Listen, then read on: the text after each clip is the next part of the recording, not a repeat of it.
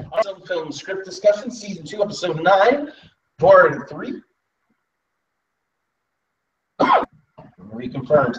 Hey, Marie, if you check the description down below or the comments to the side, you will see a link for be taking place next June, the 1st through the 4th. It's going to be an exciting conference that's taking place in Virginia. It's going to be awesome. It's okay. Sorry, I did not understand. By the way, Marie. I'm like, this is part 3. We're on part 3. Why are you saying 1st and 4th? Marie, what? Okay. What is that? Marie? Yes? What is that? The thing behind you. What is it? Oh, this? Yeah. Oh, it's the Silmarils.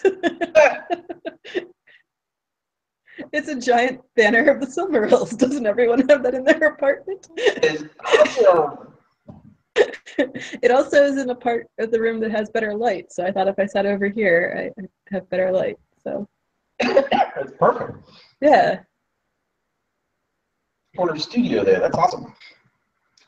This isn't totally visible. Yeah. From back here, but this. Oh, it's backwards. This is nice. Yay! It's about Rivendell.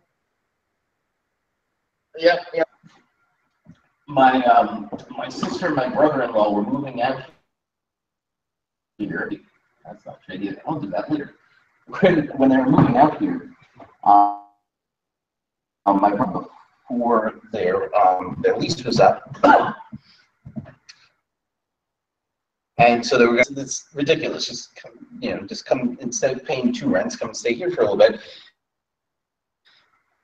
I found this and a gift card to IKEA. Hey, that was very thoughtful of them. It was very, very thoughtful. Yeah, I only have this because I made it. So I remember I break glass things. Yeah. Oh, I've never done any quilting before, and if the video quality were any good, you could tell by looking at this that I've never done any quilting before. It's pretty, but you know, it is a thing that looks really. It looks vaguely relevant to our discussion. Yeah. There we go. Yeah. Oh, anyway, speaking of our discussion. Okay. Yeah, Silmarils. So, okay, so Act 1, we've introduced the making of the Silmarils. Right, so we did the teaser with establishing Melkor and Feanor not being fond of one another. We now have to do something in Tyrion that gets us to the point of meeting the Silmarils. So we have to have the scene with Galadriel's hair. Yes. But that needs to happen in the context of something else, because Feanor has to be in the same place as Galadriel, and they don't live in the same house. So why are they with each other? What's going on? She's a 10-year-old kid. Okay. She's Finarfin's kid, so probably Finarfin and Feanor don't hang out very much. Like, what event would be happening that brings the family together? The question is Finarfin himself present? He could be. There's no reason he can't be. He does not have to be, though. So we get to choose the other characters present in the scene. Well, because the question is, if he is there, does he say something to the effect of, "Wow, Feanor, that's wild." Right, like, leave my daughter alone, you creep. Might be a typical father's response to this question. But what Feanor does is seem to be quite that creepy. Like, I know everyone thinks it is, like everyone discussing it admits that it's creepy, but I think that it's more possessive than creepy. Which, I mean, possessive is not a good thing. You don't want someone acting possessive of your child either. That's weird. So, I mean, I would understand a parent being freaked out. Yeah. What if Galadriel so vociferously And so adequate. The Finarfin just kind of like chuckles because with a little bit of egg on his face, and Finarfin and Feanor looks over at him kind of irritably, and like, you brought that on yourself, dude. I don't know what you thought there. I think that's the level of how inappropriate this should seem. Like, if the fact that he felt comfortable enough to make the request right in front of her father would mean that he didn't think he was doing anything wrong. Right. Like, he would not have done that if he thought that he was going to get jumped on.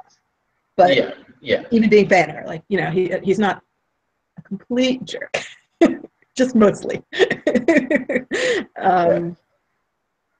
Jerky enough to do this, but yeah, he does it right in front of father. So the question is, why are Finarfin and Feanor in the same room, or the same location anyway? And a family get-together would be something that would happen when, like, a new kid is born, maybe, like a party for the newest addition to someone's family. Are any of the well? We could make the twins be born right now. Galadriel's supposed to be the youngest. Or there could be a wedding happening in the background that we don't actually talk about, because, like, the kids, Feanor and Fingal should be getting married now. Is Tarragon old enough to get married? Tarragon? Tarragon is Fingal. He's Fingolfin's second son, so he's Fingon's younger brother. Oh, right, okay. So he's definitely an adult. Yeah, I mean, Galadriel's 10. He's grown up. So okay, if we need a random wedding, I would recommend showing Tarragon's for the following reasons. Elenwe, his wife, is a Vanyar. So we know that Feanor is going to be super excited to see one of the princes of Noldor marrying another Vanyar. Right. We're going to need, before the kinslaying, Idril is going to be running around as a child during the events at the Darkening and the kinslaying and all that. So she'll have to be born at some point. Not yet, but in the next couple episodes, she'll have to get born. So showing her parents get married would be a precursor to that. And Elenwe is going to die in the crossing of the Helcaraxi. So if we show her on her wedding day, presumably happy to join this family and everything, and then show her when she dies as a result of having done so, it gives her a story, like, bookends at least. I don't think we're going to do anything with her in between, but well, at least it'll be a little bit, because she'll be somebody that we've seen getting married, which is a very sweet thing. Right. Okay, so there will be some, and we can't be too heavy-handed with her death, otherwise it's going to. We're asking the audience to. We can't ask the viewers to care about someone they haven't seen, but if we've seen her, so we see her child, it helps. Right. So that we could wind up showing, but I don't think we can do two. We can't. It's not the same way that that the kinslaying is going to. Right. Okay, so the Wedding of Tarragon and Elenwe is an option. The other option is the naming of the twins, Amrod and Amros, who are Feanor's youngest sons, twin sons. Elves do have naming ceremonies. I mean, it's not a baptism, obviously, but it is, I suppose, a christening of some sort. But it's, well, it's a naming. It's a naming ceremony, whatever you might call that, for children, which would be a family event and everything. The only reason to call that out would be if we're going to do the version where one of the twins dies on the ships when they're burned, then this is where it would show up that one of their names was faded in a really bad way, the Umbartar name. But I don't know if we want to do anything with that because the hosts still have not told us whether or not we're going to do that storyline of killing him off. So I mean, we haven't got there yet.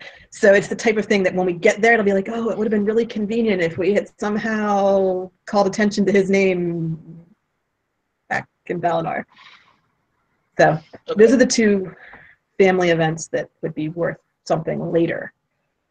I can't think of anything else particularly. It was suggested on the forums that we do like MacLeod having a concert and everyone coming together to watch him sing. MacLeod could actually play at whatever this event is. Yeah, that's the reason. Okay, so we set this up, and Feanor catches sight of asks for a hair from her head. Mm-hmm. She calmly, he looks hard at Finarfin and oh, kids. I mean, yeah. You can't help you, buddy. Being weird. I hate to tell you this, bro, but you were being weird. Yeah, like Feanor doesn't think he was. Other people do. So clearly he stepped over a line without noticing I was there. Sounds like Feanor. Yeah, it does. Okay. So, later that evening, Feanor walking in on Finwe using the Palantir. Mm-hmm. Yes.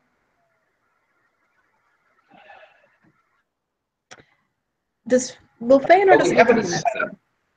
That's true. That's true. Well, I'm trying to figure out that Feanor is working up to his greatest work. Yeah. So, okay. If he is there, then Finwe can act really impressive ice, but to Feanor, it's not enough. Yeah. So, yeah, Finwe is probably telling Feanor something along the lines of, "Oh yeah, I've been using that thing you gave me. It's really cool to be able to see Middle Earth again. I've missed the place, and no sign of Elway, but you know, it's a really big area. Who knows if I'll ever find him." Something like that. And Feanor could have two different reactions. One would be along the lines of, well, maybe you're doing it wrong. Like, let me show you how this works. That would be you know, like, just think about any parent trying to use a cell phone or a computer, and you're like, Mom, here, let me, okay, now see how it works. So there could be that reaction, but I think what you were going with would be more of a, Dad, I'm on to the next thing right now. Like, that's my old project. I'm done with that now. I've moved on. So like his thoughts are cool. Well, that's like right. That's like instead of it, you know, Mom, that's not how you do that. It's like, Mom, no more. Like, I don't know why you're still dealing with that. Right. Why do you keep bringing that up? Yeah. Okay. Nobody responds to my friends anymore. It's because nobody uses MySpace anymore, Mom.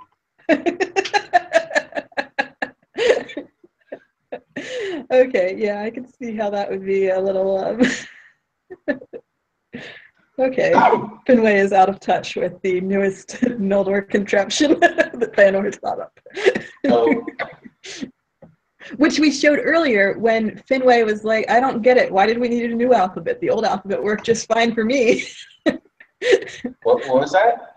When Feanor invented Tengwar back a few episodes ago, Rummel was impressed. Like, oh my goodness, this is a really nice script. And Finway's reaction was, but I thought we already had a writing system. Why do we need another writing system? I don't get it. And Rummel's like, no, seriously, this one's better. Right. So Finwe being behind the curve is kind of something that we're doing. Poor Finwe. I feel like his character has been beat up so much in this show. Poor Finwe. All right. So from there to a conversation between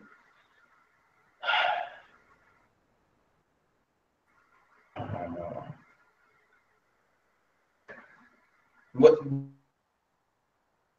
we need a clear sense that Feanor is working up to his greatest work.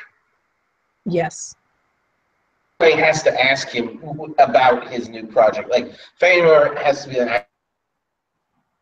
and I'm not even that. I'm working on something way far greater than this, and Finway's got to ask him. Feanor doesn't give him a clear answer. Yeah, I'm about to say, I think that Feanor should not give away what he's working on in Act 1. Right, no, I agree. I think it should be left. People can ask him, and he's like, oh, I've moved on, I'm working on a new project. Oh, what's it about? Oh, I'll tell you later. I need to get some things figured out first. So, like, he's vague or just impatient with dealing with people and doesn't give away the new project. But he did ask Galadriel for her hair, which is the first clue as to what the project involves. Right, so we need to, odd clue.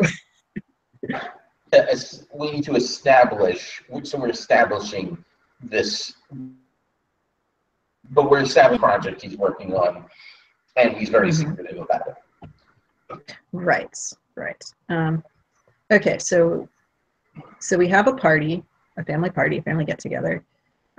We see MacLeod as a musician. We see Galadriel running around with the kids and her, with beautiful hair flowing that somehow captures the light of the trees. Good luck with that makeup department.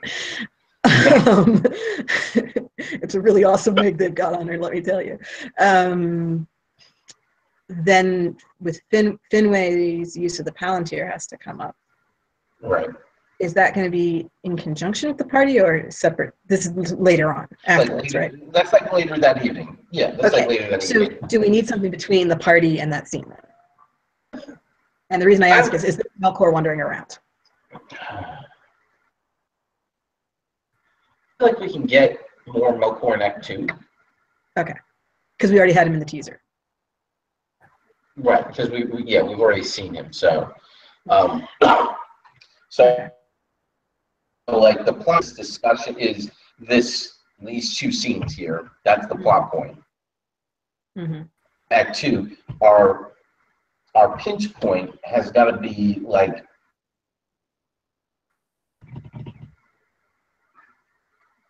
a discussion.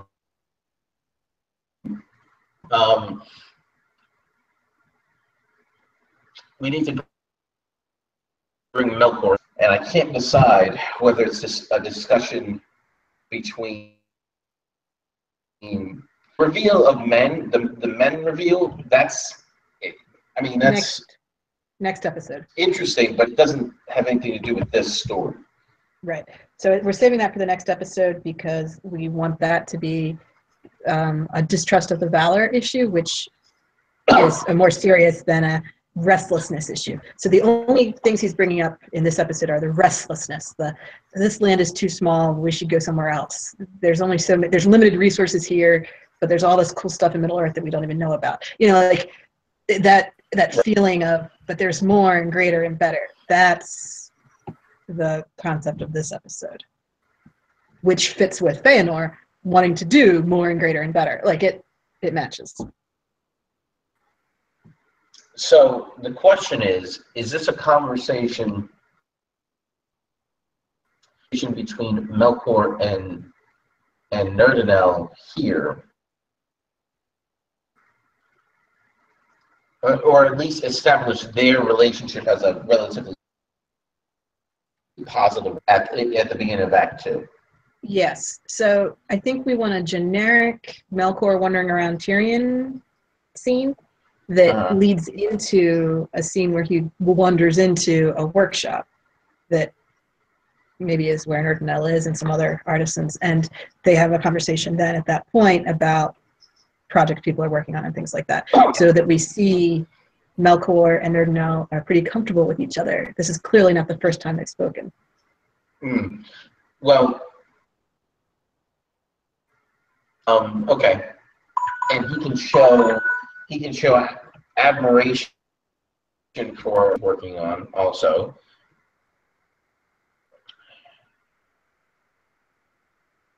Interesting. If between Feanor and Nerdanel, it turns out that Act 3 or 4, she's working on a bust of Melkor. Is that too much? Are we hitting that one too hard? I have to think about it. I come back from the break. Okay, yeah, I have to think that one. Sorry. Okay. So we'll be back in a minute if you're watching us live. If you're watching in the future on YouTube, which you should be, definitely like and share the videos if you like and want to share them. If you haven't yet, feel free to subscribe to, well, I mean, to Signum University, Mythgard, Cat on there, including Mythmove 4 coming up June 1st through the 4th. See you in a minute.